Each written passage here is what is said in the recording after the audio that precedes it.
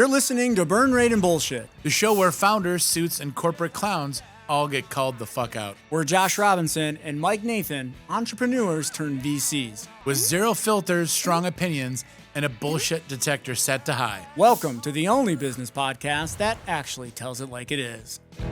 I'm a desperate man. Send lawyers, guns, and money. This shit has hit the fan. Every election cycle, you get the same bullshit. We support democracy. We support the process. Meanwhile, corporations and billionaire-backed groups dump billions into races and then pretend they're shocked when policy lines up perfectly with their P&L.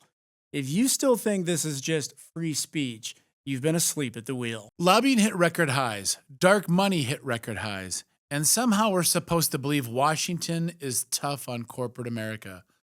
Both parties talk big on TV, but then go back to fundraising from the same industries they've been cracking down on. Today we're naming the game. This is pay to play with extra paperwork. So, corporate purchasing of the government. Is it real? Is it there? Does it happen? If I can quote the great Warren Zevon, send lawyers, guns, and money. Mm-hmm. Yeah, they're all fucking bought and paid for. Yeah. Is that the end of the episode? Done. Yeah. All right. Wrap it. Shortest one ever. Don't even worry about putting it through the editing software. Is it a problem? I think most people that have been paying any amount of attention to anything going on in the world know that there's political action committees, there's companies, there's special interests that are pouring a shit ton of money into elections. I don't think that's a secret. Why does that matter? Does it matter? Is it a problem? I think you and I will disagree on this episode, where I firmly believe it is a problem. Money in politics, period, is a bad idea. We get dumber decisions that are worse for the general good all of the time. When moneyed interests get their way over the collective, the general public, that's ultimately a bad outcome, because what they're gonna do, their ultimate goal is to make more money. And I get it. I'm an entrepreneur. I'm a capitalist. And when my profits take away from the common good, I would like to re-examine them. I'm a guy that wants to do good and do great. I want to make money and make sure everybody comes along with it. The way the system is set up today, that is not what's happening.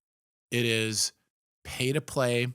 When I give you a campaign contribution, I expect a policy change to my favor, not to the public goods. I'm in the sugar beet industry here in Minnesota. They spend the most, they're the most silently, funny enough, they're one of the best lobbying efforts in the industry. It's just a juggernaut. Try to get rid of corn syrup. You're not going to be able to. Try to get rid of sugar. You're not going to be able to. Sorry. That's not for the common good. Speaking for all the fatties out there. So yes, it's obvious it's a problem, and corporations F over people all of the time to make more money. And now we're putting it in government. So it's bad. The Citizens United Supreme Court decision was dumb as shit. There shouldn't be unlimited campaign spending for entities. That's a terrible idea. Defend that. Defend that. Or no, I just defended it. Argue that? Argue the opposite. So, By the way, before you do, did you take any debate in high school or college? No. No, neither did I. Just making sure. Someone was up against it. No, I feel like it's even worse. So I'll just make shit up to argue my point. There's no debate coach to keep you in line here, is there? No. 45% of the time, it always happens that way. 50% of the time. What's that from Anchorman? 60% of the time, it works all the time. Yeah. So it happens. You're saying it doesn't fucking matter. I don't think it matters. At least not as much as people want all of us to believe that it does. I think it buys attention. It gets people to seriously consider the viewpoints of those that are writing the check. And I don't necessarily think that that is everything. People still are beholden to the electorate. I mean, they still have to be elected. Now, the money goes a long ways in campaign advertisements and all the things that have to, finance a campaign. And they still have to get elected. So I mean, I don't think it is as big of a thing as everyone makes it out to be. If what you're saying is true, then to kind of put it on a continuum, at what level can you just not participate? So you got these big companies throwing billions of dollars into it, and you get the little guy, just an individual person, can't compete with that. But like, where on that? So if those are the two poles, where on that continuum can you start to participate in this, and where is it just not even possible? Well, I want to go back to something you just said first, then I'll answer, I think, the sizing issue. So I think where when we think about, well, they have to get elected, to me is, it rings a little hollow. Here's why. Yes, they have to get elected, but they get to author bills. They get to set policy in the 2-year, 6-year window when they're in Washington or at a state level. You set real policies backed by a real budget. And oftentimes, and we're making the assumption a Republican will do one thing and a Democrat will do another. Ask the pharmaceutical companies how that's working out for them. That's a terrible strategy. You know what their great strategy is? I buy them both. I buy them both. Doesn't matter who's in there, I'm going to have that influence on them. So I think it's a little hollow, although I get your point. At some point, people are getting, and I do think on some issues that might be very valid. On some others, healthcare is another one. Health insurance in this country. That's a no-brainer for so many people. Why do we have terrible health insurance regulation? Because they work both sides of the aisle. Oil, energy, period. They both work the same side of the aisle. How about all of the tech giants? They're not Republican or Democratic. They play both sides of the house. If you can name something other than maybe lead poisoning that's worse for our kids, would it be something around the consumption of social media and the internet, which they have no regulation?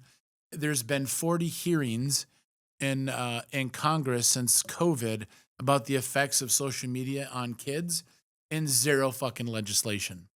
What do you suppose that tells you? That tells you they're playing both sides. So I get it. I happen you to just think got to be a better parent, Mike. Just parent. Right. Just be a parent. There's that. There certainly could be doing some of that. Having the point be, does money corrupt? Fucking A, it does. And I think having people bought and paid for, it's a great business move, I suppose, extending your reach and making sure you have the most favorable advantage that you can. And I just see it as, this is the bad part of capitalism and cronyism and things along. This is not what we're supposed to do. Government's supposed to take care of the good, because let's take pharmaceuticals. It's better to have lower priced drugs that do the same thing. We're the only country on the planet that pays $200 for a boner pill. Not that that's vital healthcare, to be clear, but I think you get the point. Let's say it's life-saving insulin or something like that. Really I don't know boxing if you myself. can't get a boner. It's worth $200 at least. pretty big deal, or not. I think I'm losing my own point. So I think it's bigger than that. It's policy. They're playing both sides. To your sizing question, it's a good one. But even we know, I think it's even more pervasive other than the big folks, because think about in our most recent healthcare journeys around, as a company, how we all can participate in these professional associations who take all the small mom and pops, lump them to charge everybody $10,000, and they take the $2.5 million and go hire a lobbyist in Washington to bang on the door for increase this reimbursement, decrease that, increase access, decrease, I think if you're even a small to mid-sized company, you will have, for a lot of what you want, all kinds of audience in Washington. I agree. That I'm actually a little bit more okay with when it's the small kids trying to have a voice versus the bigger monopoly corporate giant types.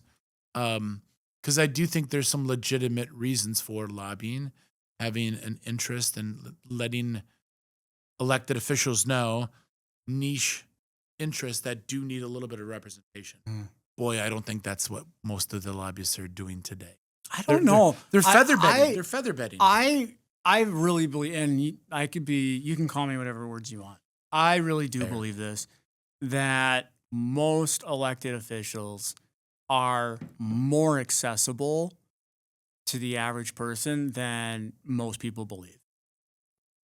Even in DC, not just especially your state legislature, you should be able to call up, and more times than not, your actual state rep will answer the damn phone. Their locally, staff will, yeah. Right? So, for sure their staff will, but sometimes the state rep will. I mean, okay, it happens. It's not unheard of. And so at the state level, very accessible.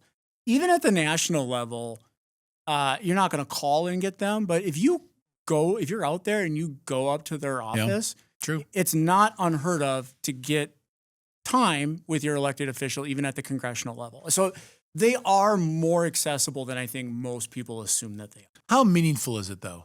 Is it meaningful interaction? Hey, if I want to stop by and me and Junior want to get a picture with Milo, I mean, I think that's reason. Where I see know. Think of all the times like Rush Limbaugh shut down the phone board in the United States Congress. Yeah, because you got people all whipped up and everybody called their congressperson, and whether it was Obamacare or whatever it was, right? Like, you can make a difference just as a voter. Joshua Smith goes to Washington. Yeah. No. But to what we were talking about, the lobbyists now not only get time, they get real influence because they're bringing a check with them for a donation. It is not uncommon. In fact, I'd even say it's almost common practice now that lobbyists write the legislation for 100%. Here is my idea. This is why it benefits me and mine, or you and yours, in your state, in your district.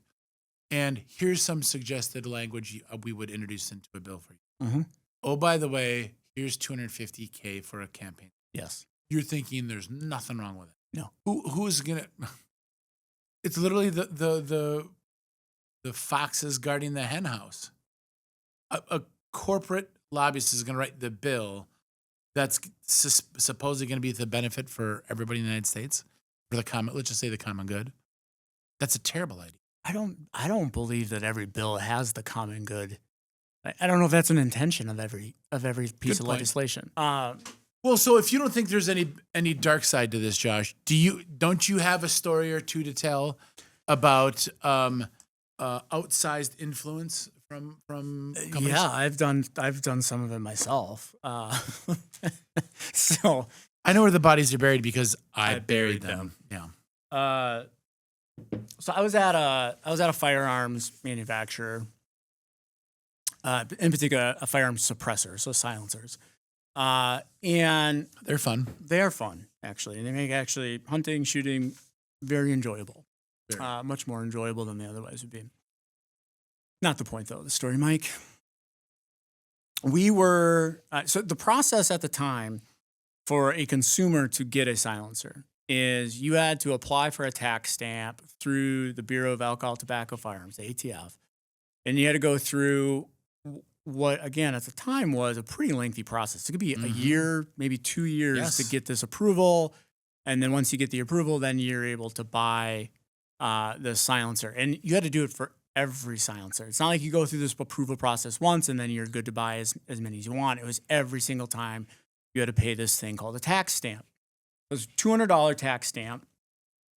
And we had this great idea that we should change this because the business model at the silencer company that I was at is, hey, it's a real pain in the ass to get a silencer. We make it super easy. You come to our website, select the silencer you want. We'll prepackage all of the information that we need to collect from you. It takes you 30 seconds to give us everything we need. We'll take care of all the paperwork and deal with the dicking around with the ATF. We make buying a silencer simple. That was the premise. That was the value proposition that we brought.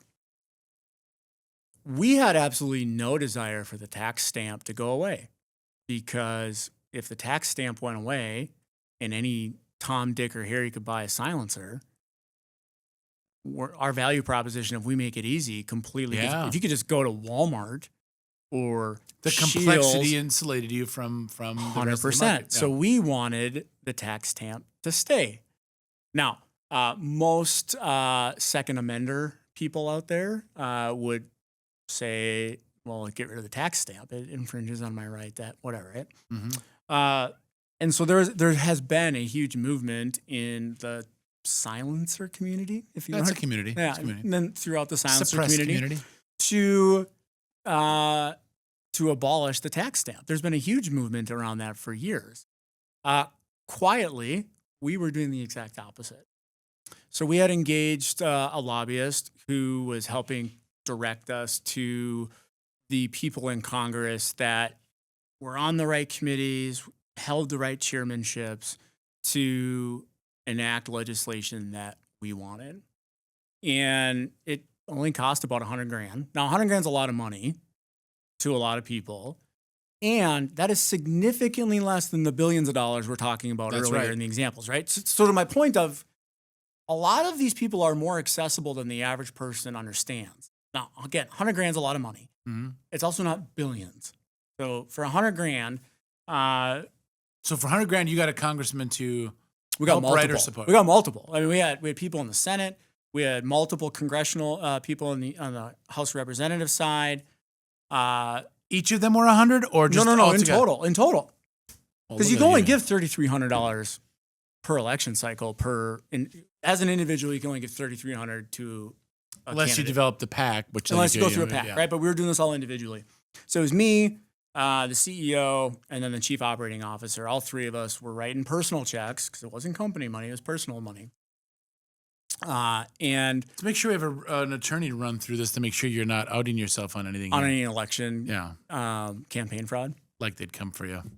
Republican from South Dakota, pretty sure you're safe. I'm okay. You're I'm fine. okay.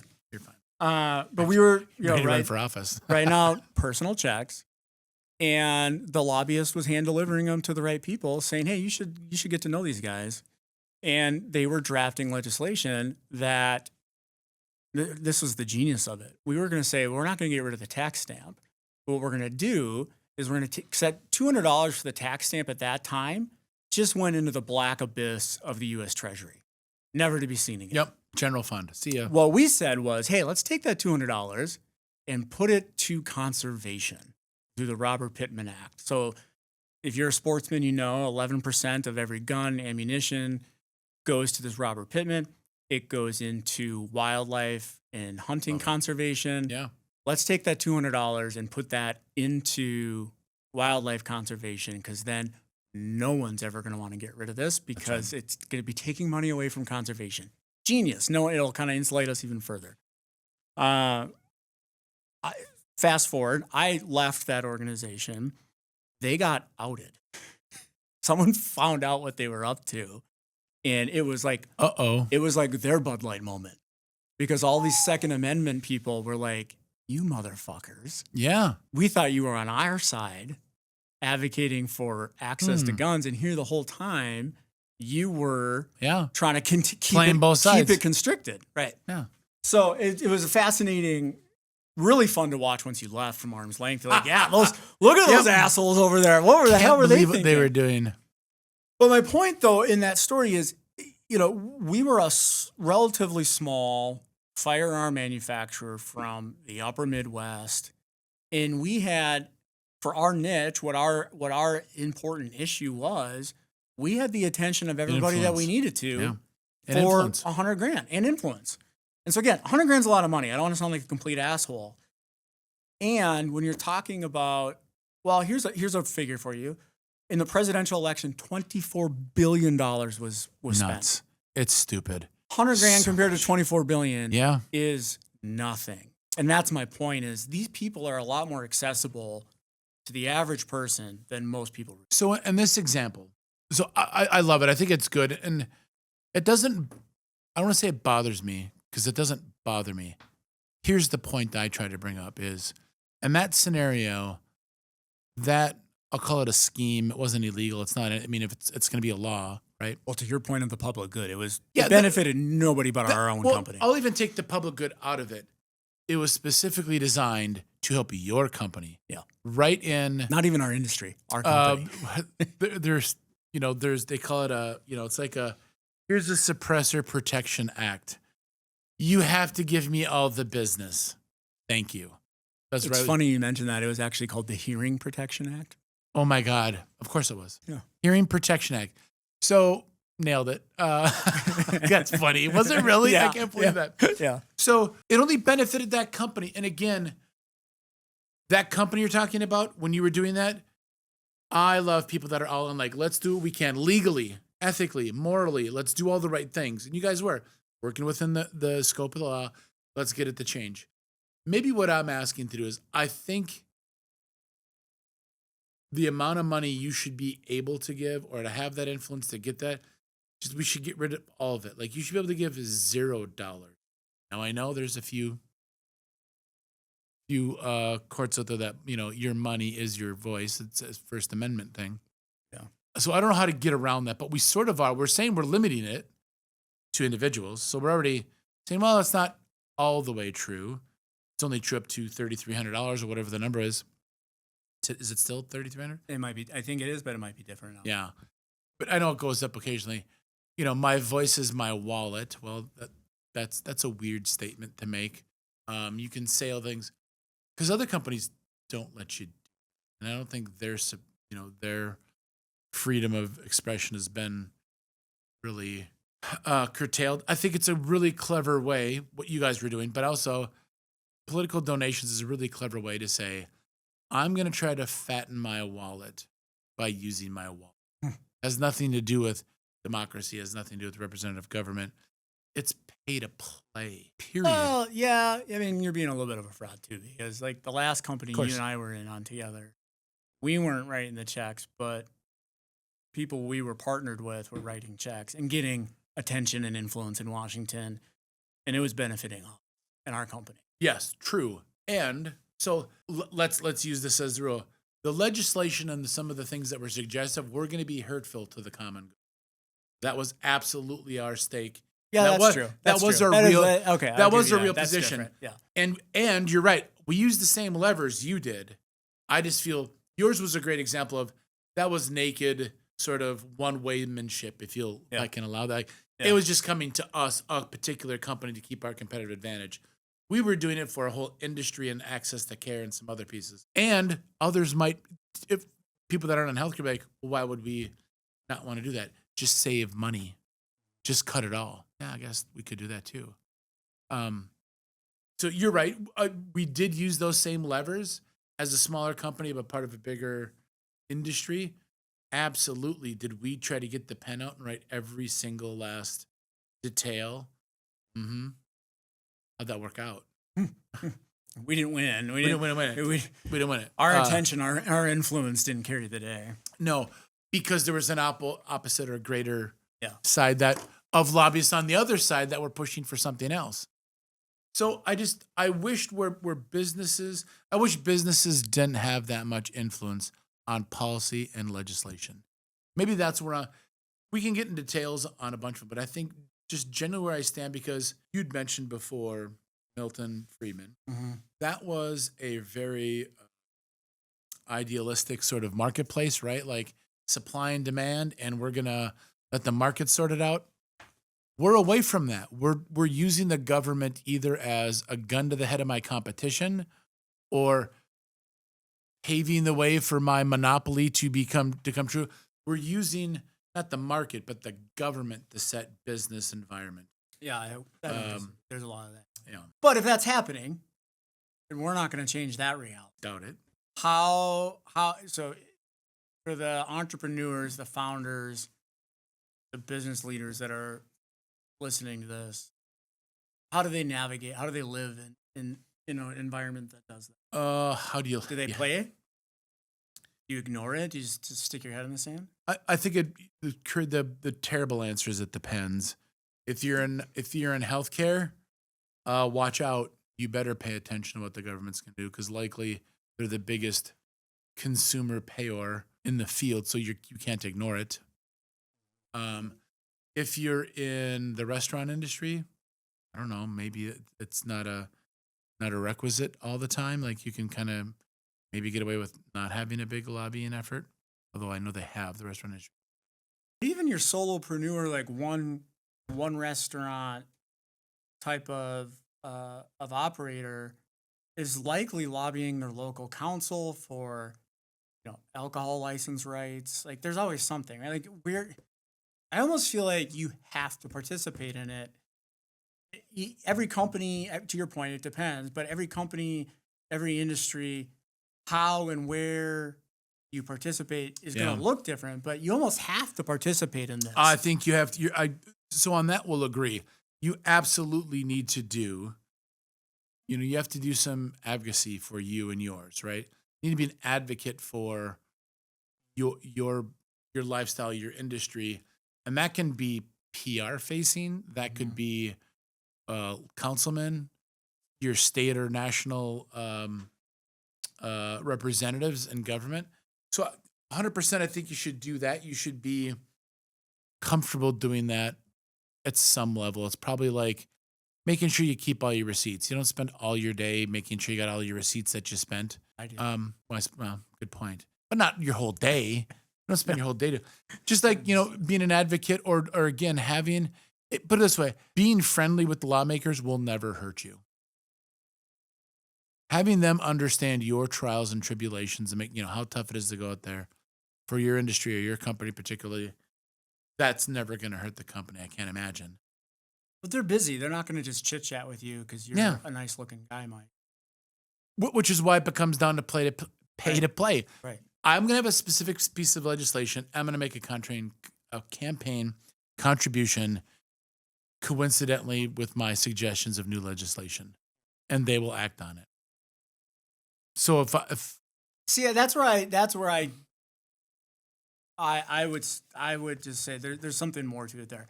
Just because you put a check in doesn't necessarily mean they're an act on it. I do think it guarantees you access. They're willing to sit down and listen to you. I don't believe it's necessarily going to get them to act. No, I think you're right about that. I think because otherwise, if that were the case, people would be having their way.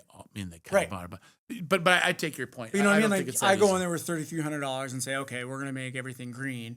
Oh, okay. Yeah. You go in there 10 minutes after me and say, here's $3,300. We're going to make everything red. Oh, okay. You know what I mean? Like it's not like that. You're not going to. Here's the point: $3,300 gets me a chip, a chair, and a chance. Yes. Has no idea. Good idea, bad idea. Don't care about that. Yeah. Are you funding me? And is this? Can I get away with, authoring this bill? I just think we're better than that. We ought to be. I know what under current administration, even on a national scale, what's the process like to get a pardon in this country today, Josh? It took, how far? 35 minutes to bash our current president. That's impressive, Mike. It's a 34 I'm not minutes. bashing. I'm honestly asking the question.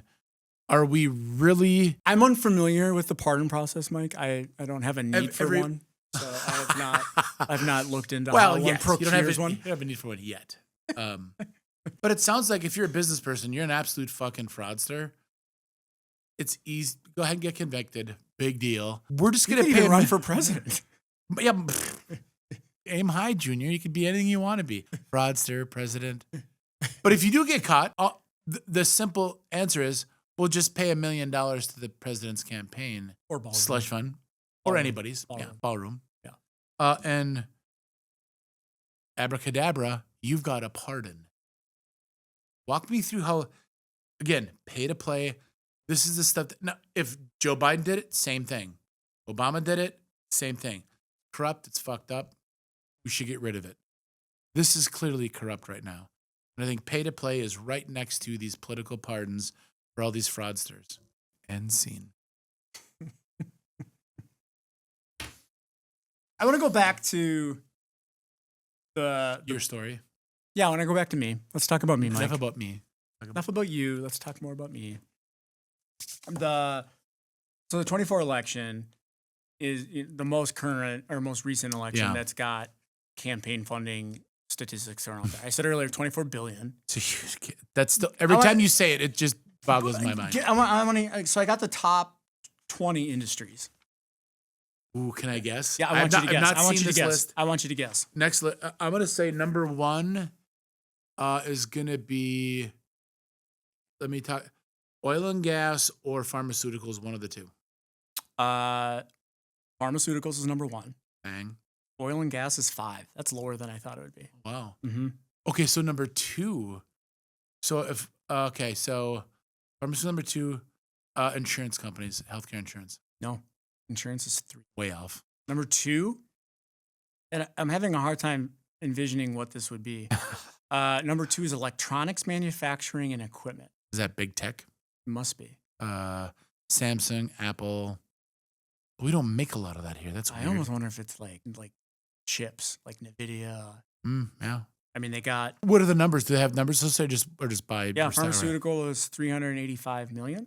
That's it. Electronics and manufacturing was 250. Insurance was 155. Securities and investment was number 4 at 152 Oh, that would have been a good million. one to look for. Yep. Oil and gas is 5 at 151. Where are the sugar beets? Sugar beets on there? Mm-mm. Real estate. This one was interesting. Real estate was number 6 at 150 million. Real estate agents just got completely dry. I don't think that's not the agents. These are the real estate fucking developers.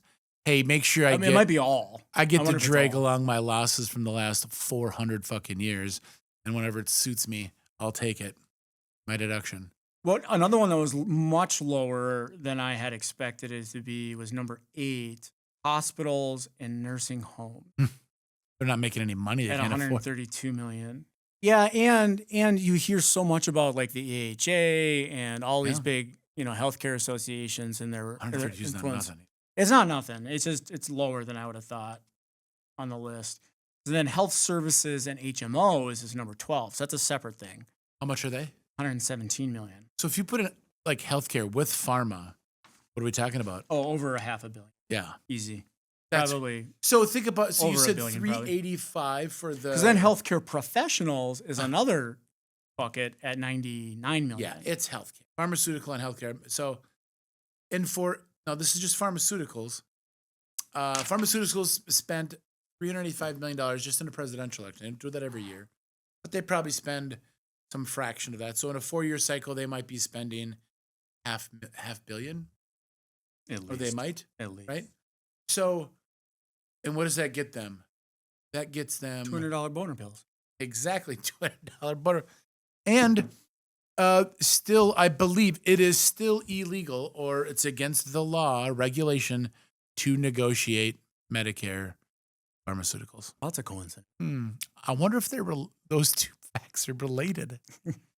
Common good, pay to play, garbage town. We could probably be having like $70 boner pills.